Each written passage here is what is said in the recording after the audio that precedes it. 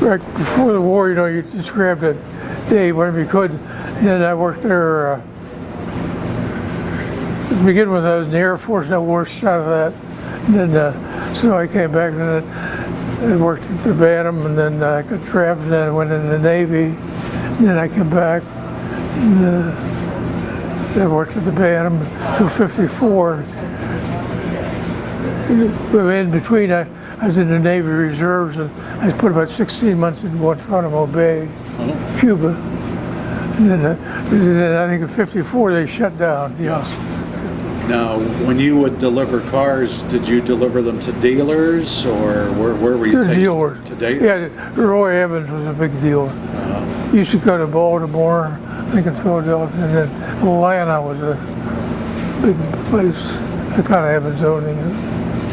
Well, there's 2 drivers. Oh, okay. Yeah, 2 drivers. So you drove pretty much straight through, and you'd drive for a while, then he'd drive for a while. Yeah, right. Yeah. And what seemed to be the most popular model? Were they the convertibles or the? I don't know. Yeah. I know one thing: when you stop someplace, people would really come around and You get a lot of attention. yeah, take a look.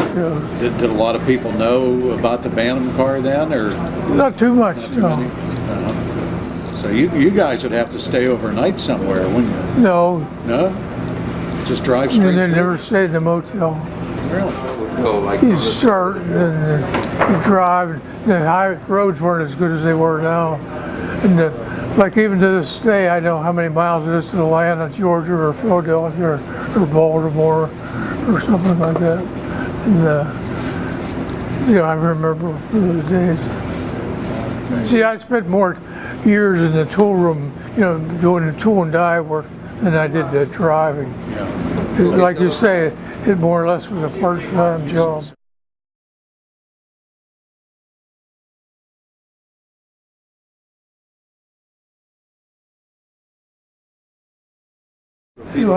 Torpedo motors and all? Yeah, that was English design.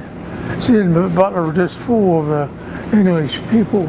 I think they were diesel, they weren't gasoline. Okay. That was a tool. You asked me what a toolmaker did.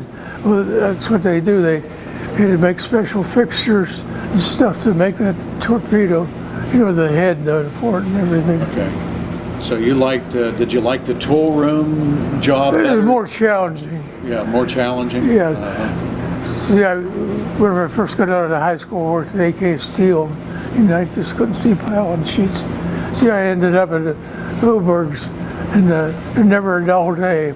And it's all just like painting a new masterpiece every day, because it was a new challenge. Was there a lot of women working there putting the trailers together?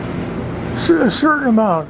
See, we used to make fun of Europeans because they used women in the factories, and then now, the women they have more college degrees than the men do, and it's like in the hospital, the women run the thing. And you have a woman head of AT&T and these big corporations. If they're U.S. Steel, they have a woman head of it, yeah.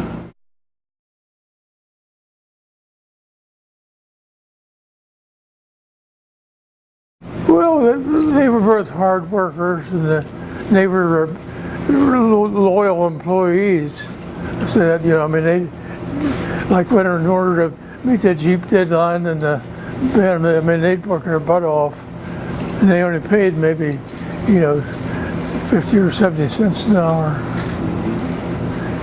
Like whenever I first started, I got 70 cents an hour, and then right before when the Navy got 90 cents an hour. Was Hempfling more of a boss than Turner was, or? No, Turner was a big higher. Turner was higher up than Hempfling was. They worked together, painting and everything. Walter Hempfling used to live out near you out there? Yeah, he was the employment guy. Okay. He worked in the office. Yeah, like they said, whenever they got that landmine, they made the headline in the paper, $1 million order for the defense.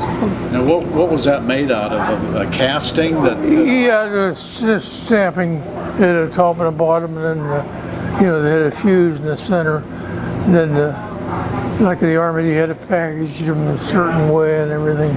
I don't know how many of them they made. See, then you ask what a toolmaker does. Well, they have gauges, so that they pass inspection. So that's where your tool room came in.